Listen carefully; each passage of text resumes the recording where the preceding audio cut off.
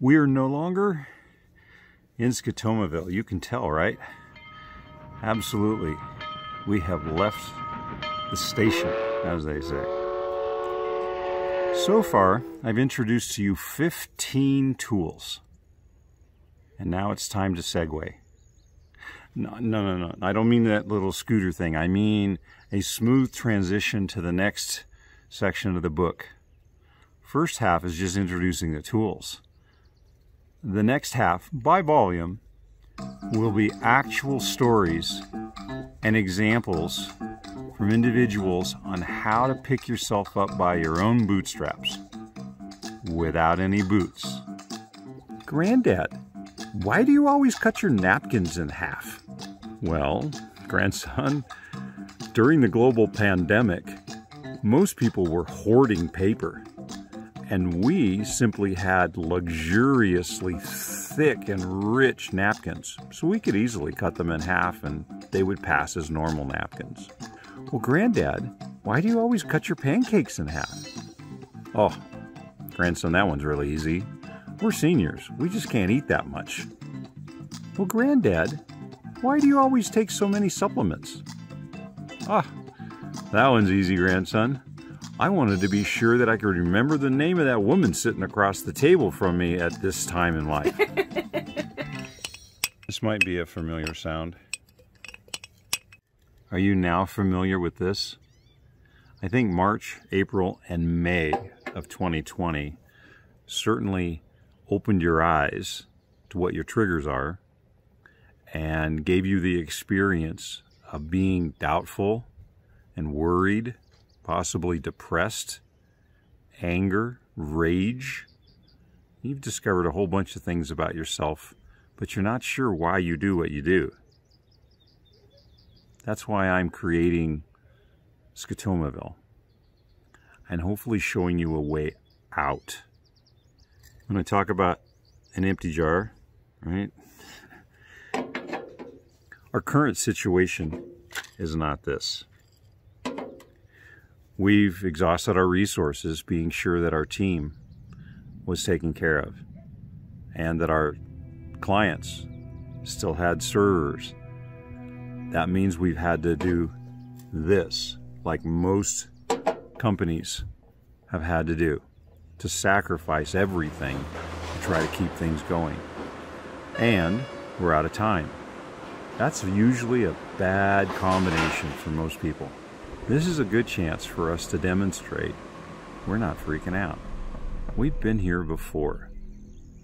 And that's something worth thinking about because you want to follow someone who's been where you want to go. A segue is a smooth transition between segments, between scenes, between portions of a creative work. That's where we're at.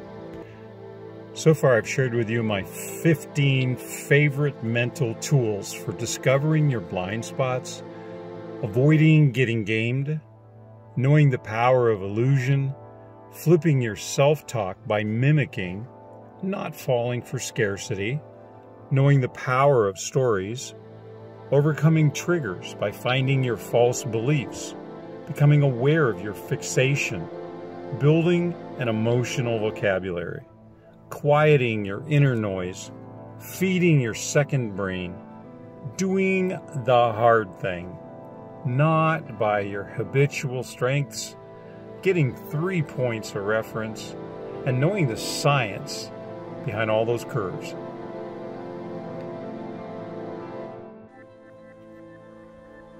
Hi. Obviously, you can tell that we're no longer in Scotomaville. Nope. That's not sand. Yeah. So, today's my birthday.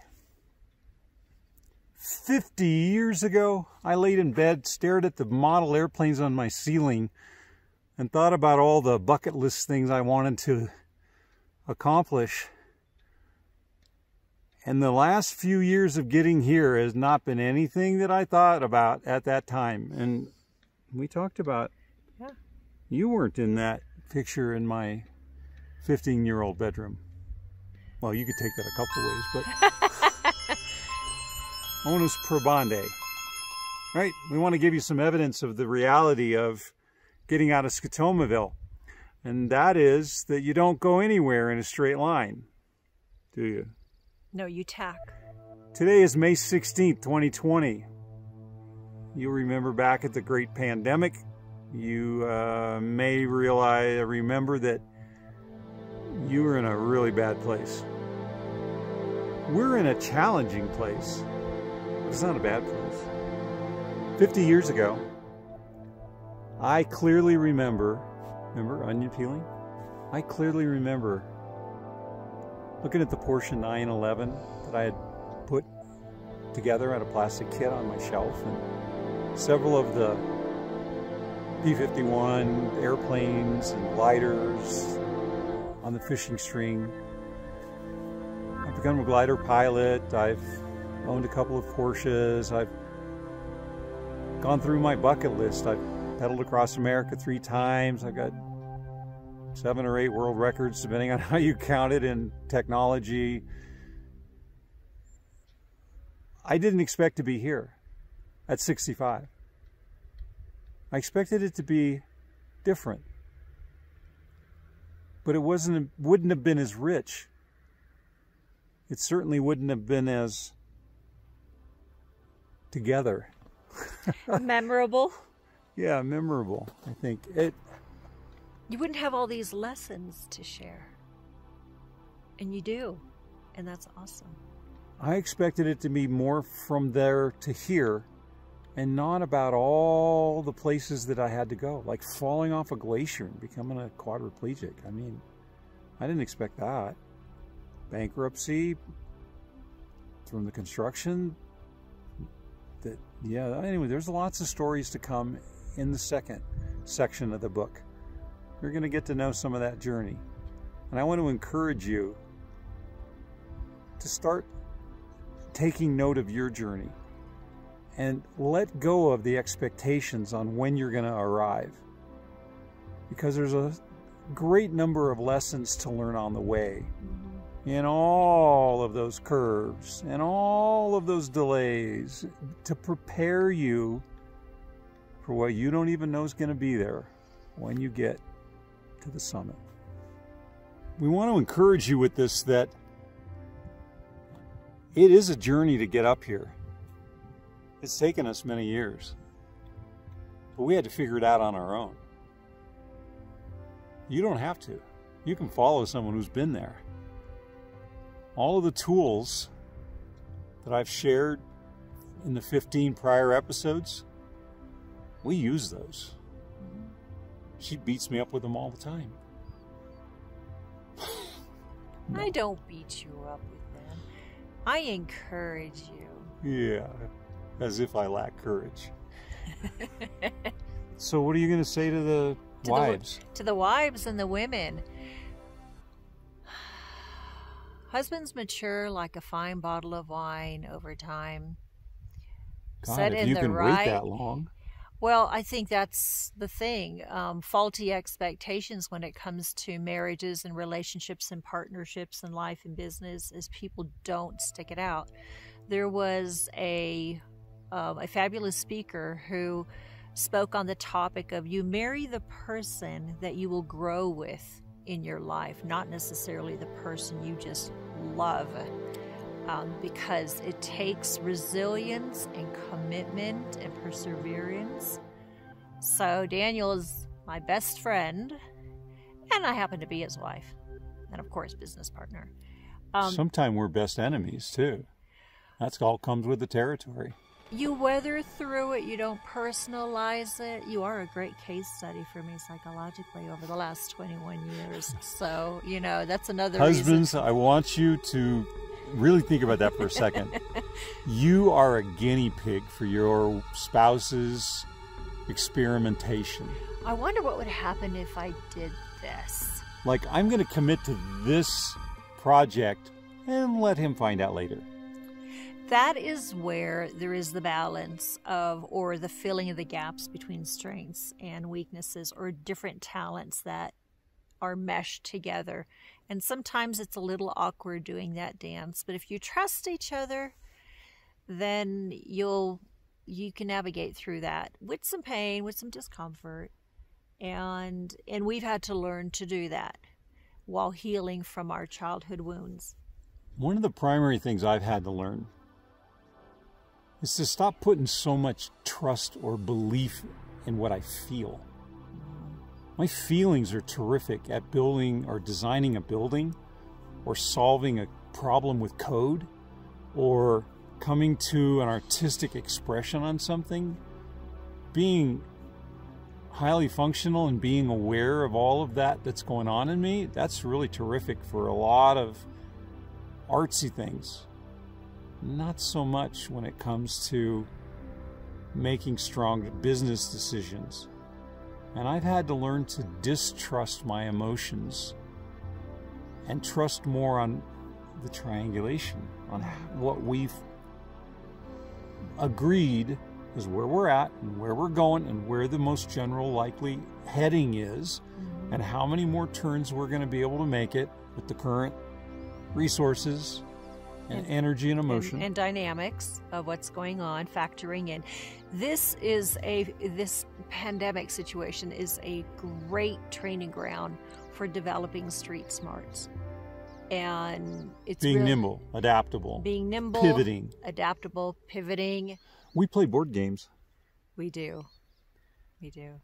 Because they teach us to think multiple moves, and she's already master at strategy, 2-time SBA Champion of the Year award-winning strategist for, she's got all those fancy accolades on the wall on her desk. And what they wouldn't know is we don't ever go with one plan. No. We are running 3, 4. We're running about 6 right now in parallel. Right. Strategies for the market in parallel, so that if any one of them gets better traction. And this past year has been our best year in ever, right up until the middle of March when everybody had to stop. We have a really good knower on our history. We've been very patient for decades in the market, from your recovery from the car wreck, traumatic brain injury. We've grown up, learned to love each other more and trust each other more and give each other more room. And we still fence. We do. We've come all the way up here to be sure that you understand we know how to get out of Scotomaville and to summit our own personal awareness. We want to encourage you to go through all the videos, join the group, be part of the conversation, apply the tools, tell your own story, and grow as an individual faster than AI is going to know you. We really want to encourage you that. Be kind to yourself. Repetition and time is key. Getting healthy with your body and your mind, the food you eat, how much you sleep, the exercise you get, all of that plays a role as far as the chemistry in your brain and in your body. And I used to tell clients that I coach that not being healthy in the brain and the gut is like coaching somebody who's tipsy. Yeah. Execution is not going to happen if you don't have the tools and the capacity to execute. And so that's what you're giving them. You're giving them insights to tools on how to get out of Scotomaville. Tony Robbins often talked about finding a balance between certainty and uncertainty. That's a tough divide to balance. You want to have enough uncertainty to have variety. You want to have enough certainty to have a foundation. Wow. when they're taken from you, there's a lot of emotion there. Bye-bye, Bambi. Bye-bye, Bambi. You've been good. Yeah. We miss you. Lots of good memories. You're back home again.